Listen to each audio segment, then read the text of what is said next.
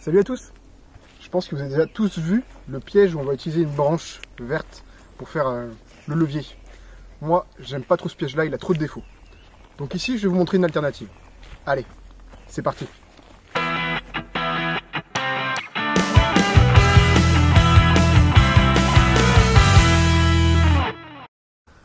En France, le piégeage est autorisé à partir du moment où on est piégeur agréé. Je le suis, donc m'embêtez pas dans les commentaires. Et petit point important, le piégeage ou le diplôme de piégeur, c'est un diplôme à ne pas prendre à la légère. C'est beaucoup plus encadré que la chasse en elle-même.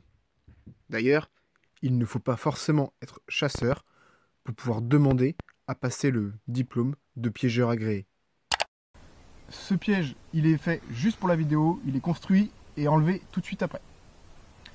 Donc, aucun mal ne sera fait dans cette vidéo. Je précise que c'est une technique de survie ou de bushcraft, c'est des connaissances à avoir, à acquérir et à entraîner, mais pas obligé de le mettre en pratique sur des vrais animaux. Voilà, ça reste de la connaissance personnelle et de la passion. Donc pour faire ce piège, on va avoir besoin de plusieurs éléments. 2 bâtons droits, d'accord?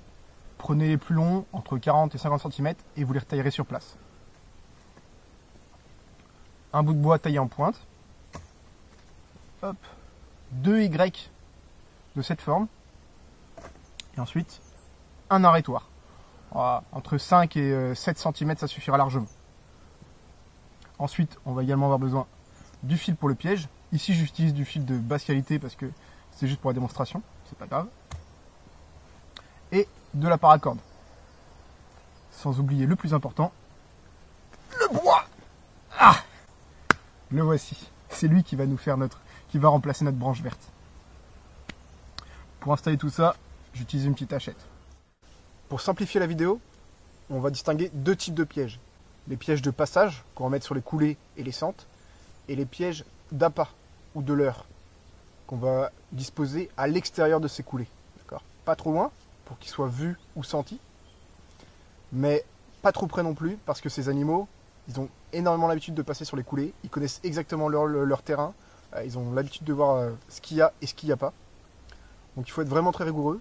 Le principal défaut des gens qui piègent, c'est qu'ils sous-estiment énormément la capacité de mémoire des animaux et à flairer, d'accord ? C'est-à-dire que si l'animal, il le sent pas, il va pas y aller. La plupart des animaux sont très méfiants. Il y a très peu d'animaux curieux, hormis les mustélidés dans nos forêts, qui sont très curieux. Pardon. Les renards aussi, les renards. Donc, point important à respecter pour placer des pièges, d'accord ? On ne coupe rien sur le lieu où on met le piège. Quand on met le piège, on arrive, on le place, c'est tout. On ne coupe rien sur place, on ne coupe pas de bois vert. Le bois vert à couper, ça sent énormément pour les animaux, ils ne viendront jamais. D'accord ? Quand vous placez votre piège, vous essayez de toucher le minimum de choses, de laisser le moins de traces qui soient visuelles ou olfactives. Allez, ceci étant dit, on passe à l'installation du piège. Ok, du coup ici, on va installer ce piège comme si c'était un piège à appât. Ok, donc il n'est pas sur une coulée, c'est normal, pas de problème. Ensuite, si vous avez bien écouté ce que j'ai dit tout à l'heure, ici là, c'est du verre, on le laisse, d'accord? Si on l'enlève, ça va se sentir. Donc on le laisse au maximum. On commence tout de suite par installer nos 2 sardines. Ok, là j'ai pas trop besoin de taper. Le sol est bien mou. Ok. L'autre, on le met à la parallèle.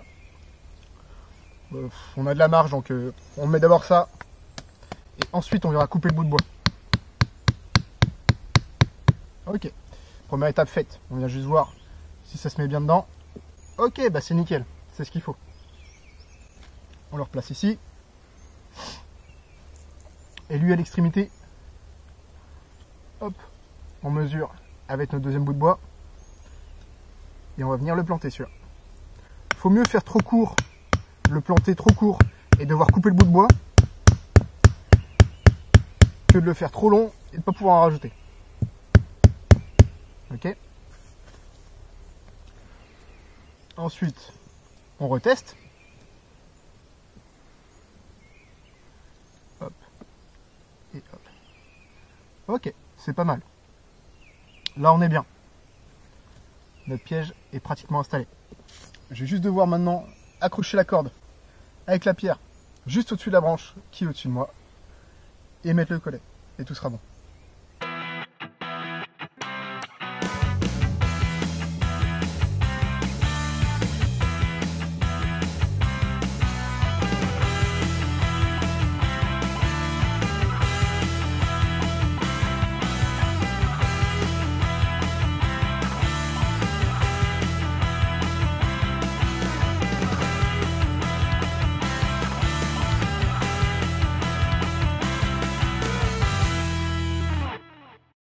Voilà à quoi doit ressembler le piège quand il est fini.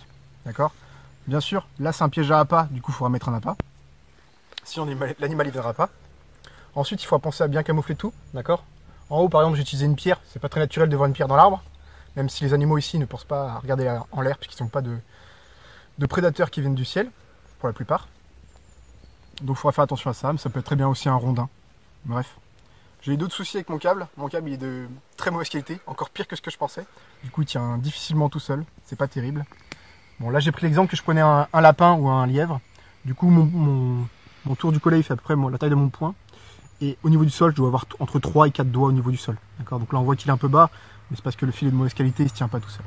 D'accord? Allez, on va déclencher ce piège, on va voir ce que ça donne.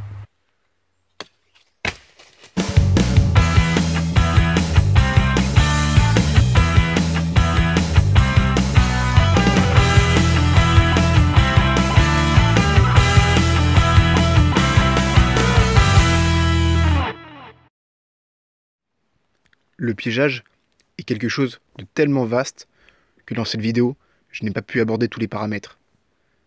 Prenez cette vidéo comme une initiation et pas comme une formation.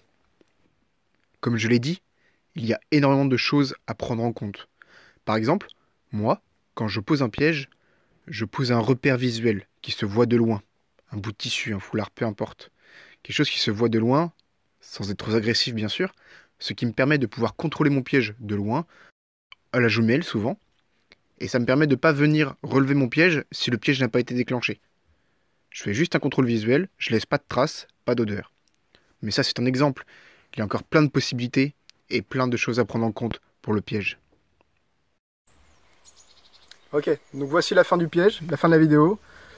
Donc je précise que c'est juste un exemple, d'accord? Il y a des pièges, il en existe plein d'autres, plein de possibilités, n'hésitez pas à tester, à vous faire plaisir. Toujours en sécurité et dans le respect de ma nature. Là ici, malheureusement j'ai blessé l'arbre, du coup pour essayer de réparer les dégâts, j'ai fait un petit pansement. J'espère que ça lui servira et qu'il ne va pas choper des maladies ou des bactéries, ou des champignons. Voilà, je remets tout en place, je laisse aucune trace, pas d'impact, ok? Leave no trace, la règle de base du bushcraft. N'hésitez pas à me dire ce que vous en avez pensé en commentaire, si vous avez des avis ou des critiques, ou n'hésitez pas, voilà. Et si vous avez des envies de vidéos, n'hésitez pas à les mettre non plus en commentaire, j'y ferai avec un grand plaisir. Lâchez un like, abonnez-vous, merci à tous, salut!